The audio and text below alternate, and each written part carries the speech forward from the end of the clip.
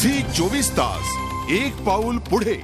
अभिनेत्री आणि गायिका अशी दुहेरी ओळख असलेली केतकी माटेगावकर हिच्याकडे बाप्पा विराजमान झालेत। गणेशाची पूजा अर्चा करण्यात केतकी सध्या मग्न आहे। माटेगावकर कुटुंबियांकडून गणरायाची आराधना कशी होते हे जाणून घेऊया केतकीकडूनच।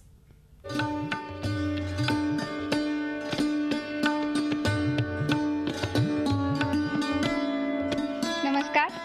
आपण बघतोय सगळीकडे गणेशोत्सवाचा खूप उत्साह आहे, खूप धमाल चालली आहे आणि सगळेजण गणपती बाप्पाचं स्वागत खूप उत्साहात करतायत। त्याचप्रमाणे यावर्षी सुद्धा दरवर्षीप्रमाणे मी सुद्धा बाप्पाचं स्वागत आमच्या घरी आम्ही खूप उत्साहात केलेलं आहे आणि मी दरवर्षी वाट बघत असते गणपती बाप्पाची आणि मला खूप आनंद झाला आहे की यावर्षी गणपती बाप्पा खूप उत्साहात आलाय।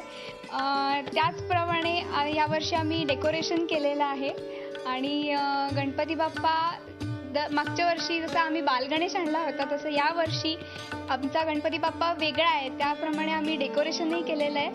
तर चला आपण आमच्या घरचा गणपती बाप्पा बघूया। इथे तुम्ही बघू शकता आम्ही या वर्षी ऑरेंज येलो रेड असं कॉम्बिनेशनचं थोडंसं कलर कॉम्बिनेशन ठेवलेलं आहे। LED आहे, पूर्ण आजूबाजूला छान छान दिवे आहेत, माळा आहेत। गणपती बाप्पाच्या बाजूला तुम्ही बघू शकता की अष्टविनायक आहेत। उजव्या बाजूला गणपती बाप्पाच्या आपण बघितलं तर दीपमाळ आहे छान। आणि गणपती बाप्पाला जर तुम्ही आता बघाल तर वरती छान क्यूट एक फेटा आहे, मला खूप आवडतो कारण वरती जो गणपती बाप्पाचा जो मुकुट आहे त्यावर जो खडा आहे त्या रंगाचा तो फेटा आहे। त्याच्यानंतर इथे खडे आहेत छान छान, गणपती बाप्पाच्या सोंडेवर आहे, त्याच्या दागिन्यांवर आहे आणि दरवर्षीप्रमाणे मोठी मूर्ती आहे आमची। मला खूप मोठी मूर्ती खास मला खूप आवडते। गणपती बाप्पाला आवडणारा पदार्थ आणि आपल्यासाठी म्हणजे प्रसाद जो आवडतो तो म्हणजे मोदक असतात। दरवर्षी माझी आई प्रसाद करते, तर आपण आईला विचारूया।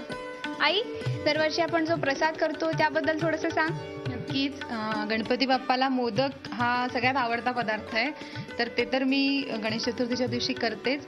आणि पंचखाद्य असतं आपल्याकडे, खारीक, खवा, खसखस, खोबरं आणि खडीसाखर असं एक मिक्स करून ते, आणि ते अतिशय पौष्टिक पण असतं ते, तर ते लहान मुलांना सगळं आवडतं त्याच्यामुळे ते असतं आपल्याकडे। आणि मोदक वेगवेगळ्या प्रकारचे असतात, आंबा मोदक, खवा मोदक, काजूचे मोदक आणि उकडीचे मोदक किंवा साधे आपले कोरड्या खोबऱ्याचे मोदक असा प्रसाद असतो। अरे वा, मला प्रसाद आईच्या हातचा खूप आवडतो, त्यामुळे दरवर्षीप्रमाणे आईला पंचखाद्य दोनदा करायला लागतं 10 दिवसात, कारण तो पटकन संपून जातो।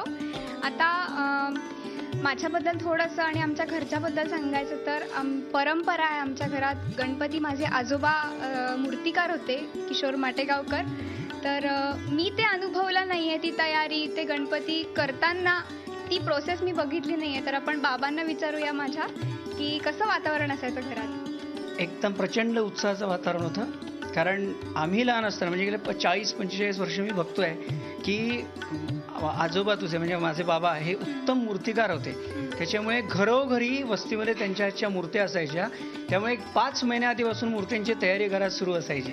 आणि 5.5 फुटी मूर्ती बसलेली कॉलनीतला जो गणपती असायचा तो आज तुझ्या आजोबांच्या हस्ता असायचा। त्याच्यामुळे मला जो गणपती आपण जो नेहमी मोठा आणतो, खास पेणला जाऊन आणतो, ती हवी तशी मूर्ती जशी आम्ही लहानपणापासून त्याचं अगदी मूर्ती घडताना आम्ही बघत आलोय तशी ती मूर्ती मला हवी असते, म्हणून आपण उत्साहात पेणला जाऊन ती मूर्ती आणत असतो।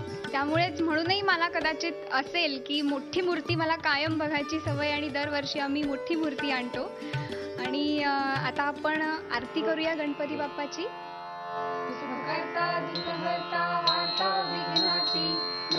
पूर्वी प्रेम कृपा जयाची, सर्वांगी सुंदर सिंदुराची, कंठी जळते माळ मुक्ता फळाची। जय देव जय देव जय मंगल मूर्ती, रत्न खचिता परा तुझ गौरी कुमरा, चंदनाची ओटी कुंकुम केशरा, हिरे जैसा मुकुट शोभतो घरा, झुळझुळती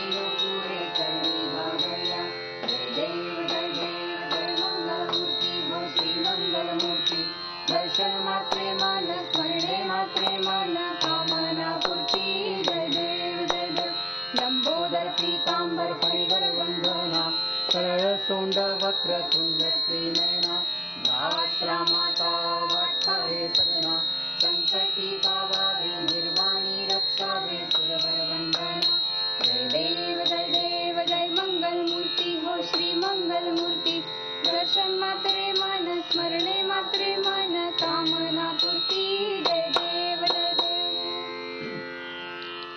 कर्पूरगौरं करुणावतारं संसारसारं भुजेन्द्रहारं सदा वसन्तं हृदयारविन्दे भवं भवामि चैतन्यमां मन्दारमालां कपालकाय कपालमालां चन्द्रशेखराय दिगम्बराय च दिगम्बराय नमः शिवाय च नमः शिवाय कर्पूरनीराञ्जनदीपं समर्पयामि नमस्करोमि।